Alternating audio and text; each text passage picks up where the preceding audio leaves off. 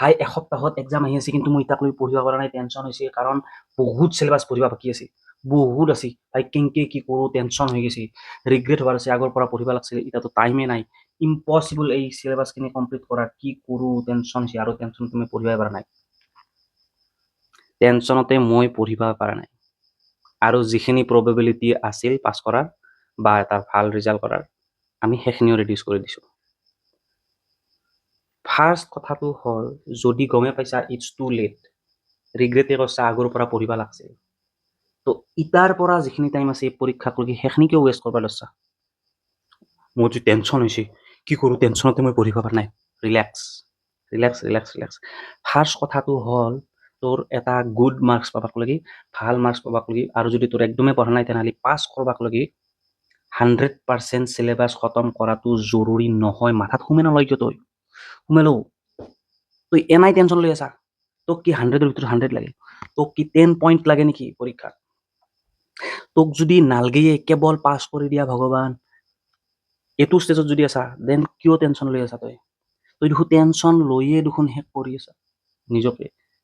তই দেখোন ফেইল নহওঁতে ফেইল হ'ব ধৰছা পাছ কৰবাক লাগি 50% পাবাক লাগি 60% পাবাক লাগি হোল চিলেবাছ খতম কৰবা নাংগে যিখিনি ইজি আছে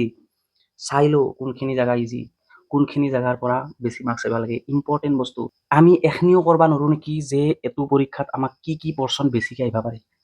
কোনখিনি কোনটো চেপ্টাৰ বেছি ইম্পৰ্টেণ্ট কোনকেইটা কুৱেশ্যন বেছি ইম্পৰ্টেণ্ট এখনিও আমি কৰবা নোৱাৰো নেকি আৰু যদি এখনি কৰবা টান পাইছা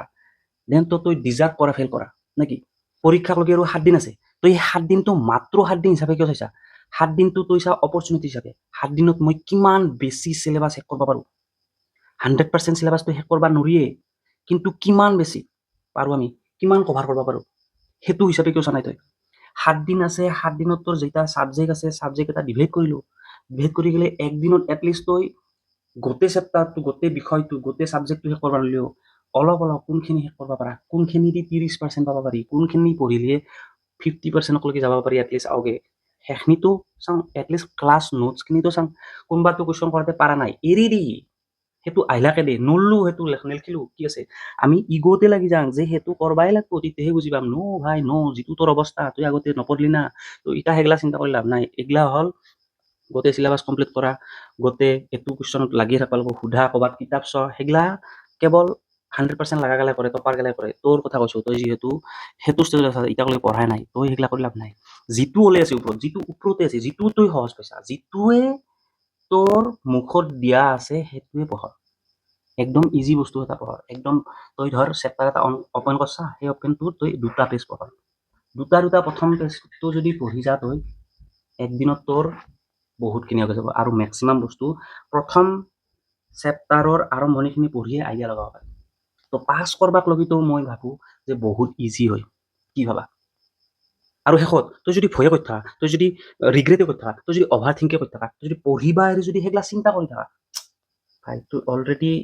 একচেপ্টে কৰি লৈছা যে মোৰ দ্বাৰা নহবই কিন্তু তই যদি এটা উইল পাৱাৰ জাগা যে মই নহয় পাছ কৰবা লাগব মই ভাল নাম্বাৰ এটা এটলিষ্ট ডিচেণ্ট নাম্বাৰ এটা আনবা লাগব তো তেনেহ'লে তোৰ হাতত বহুতখিনি সময় অলৰেডি ইটা আছে আৰু সেইখিনি তই কেনেকৈ ইউটিলাইজ কৰা সেইটো তোৰ দায়িত্ব ৰিগ্ৰেট কৰিলে তই নাম্বাৰ নাহে তোৰ